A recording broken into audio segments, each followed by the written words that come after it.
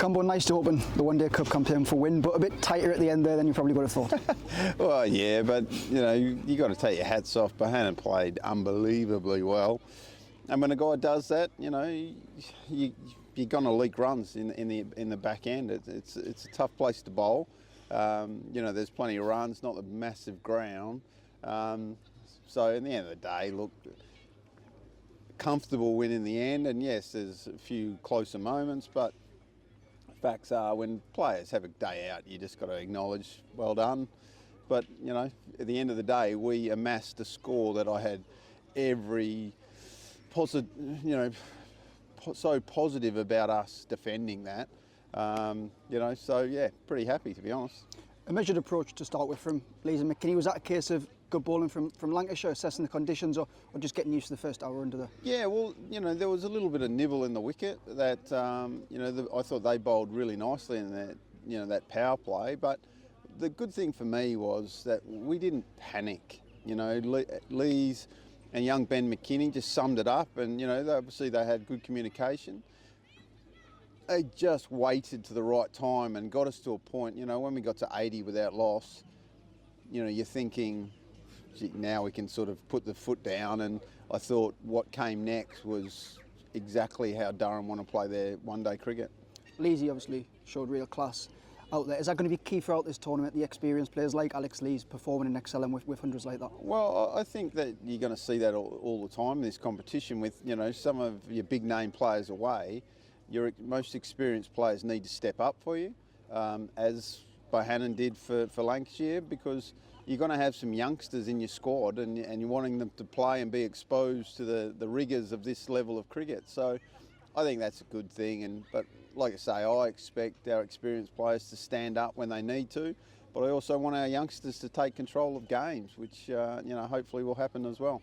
245 we scored off 26 overs, some very, very good batting out there. You must have been really pleased with what you saw from Ackerman, Jones, Lees. Well, that's the thing. Once, we spoke about Ben McKinney and Alex, but then the partnership between Buster Later and Alex really, cemented that start, which gave us an opportunity to really go all guns blazing. And, we know that Ackerman, Jones, Mustard, Rain, these sort of guys, Bushnell, if given a chance, can score fast.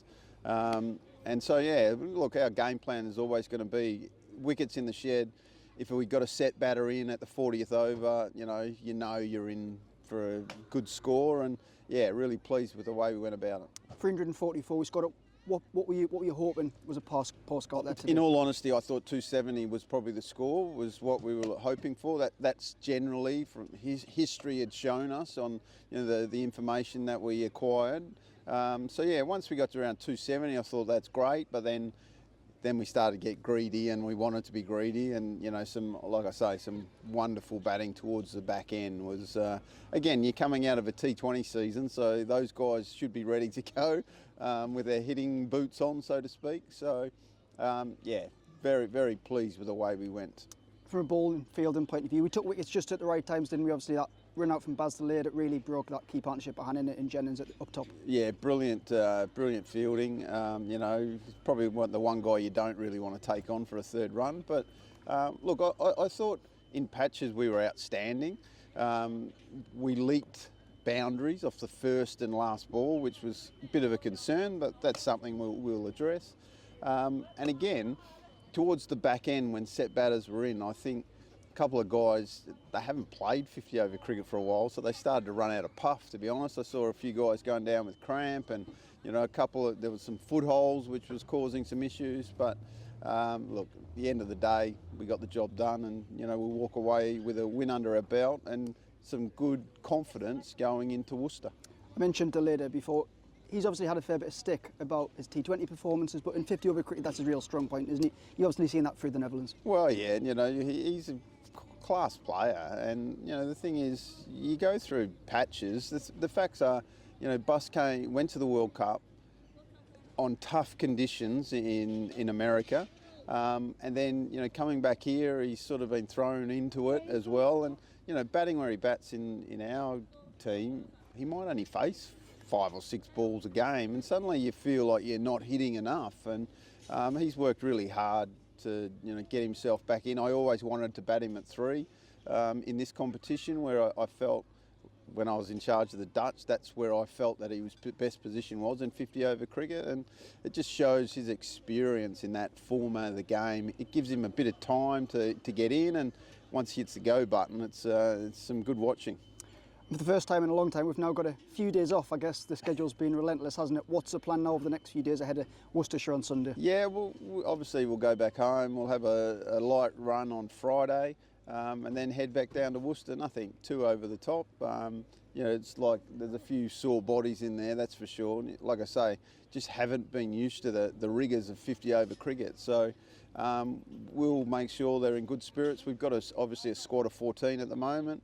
I would think that we'll make changes for Worcester and give the bowlers a bit of a rotation. I'm really excited perhaps that we debut a 16-year-old kid, which would be pretty cool.